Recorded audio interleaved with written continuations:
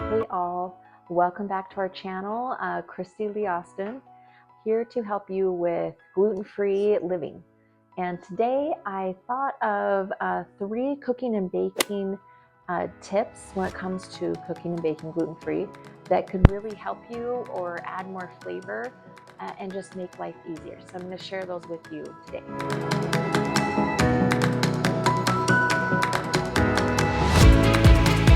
First of all, if you're new here, welcome. My goal is to make gluten-free life and living easier, tastier, convenient, all the things. I know that it can be hard, but in today's world, we can make it easy, and that's what I'm here to help you with.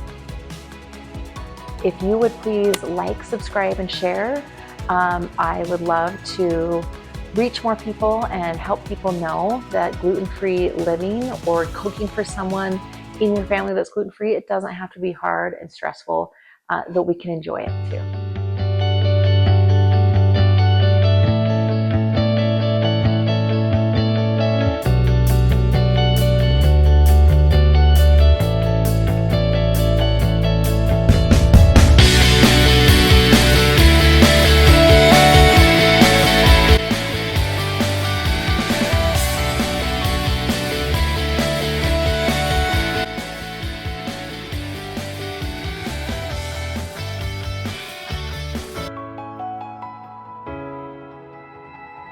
So let's just get right into it. All right, something that I do with any of the pancake batters, I mean, you can totally make gluten-free pancakes from scratch. I prefer the gluten-free Bisquick mix. That's the one I use the most. Even though there's some, like I love the Crusties, there's a few more that I've used, but the Bisquick is the one I've used the most. The one thing I do when I make any of the mixes, a lot of times it doesn't call for vanilla. I always add a splash or two, like a teaspoon or 2 teaspoons of vanilla to the mix. I know you're thinking like, why the extra? It really does add more flavor and just makes it, I don't know, taste a little more hearty.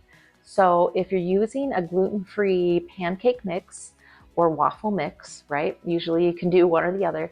I would suggest adding a teaspoon or 2 of vanilla flavoring.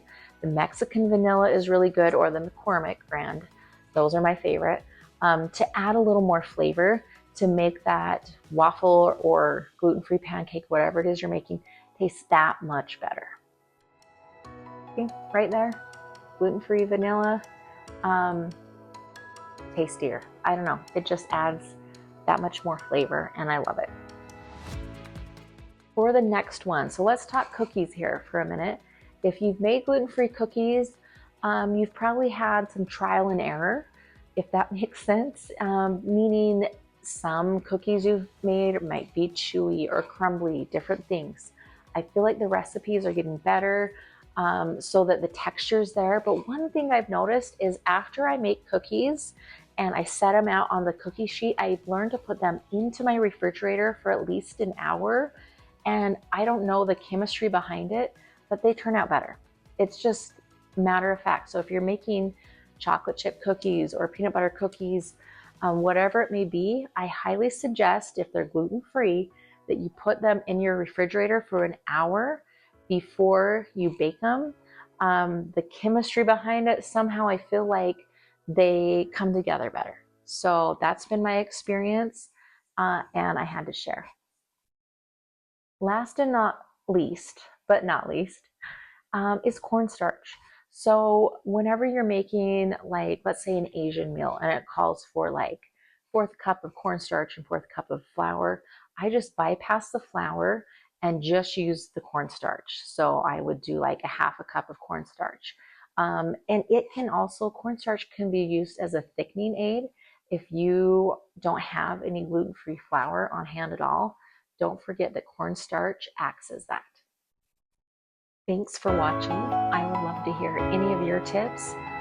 These are 3 that I just think about quite often and utilize in my gluten-free cooking and baking, and I hope it can help you. Bye.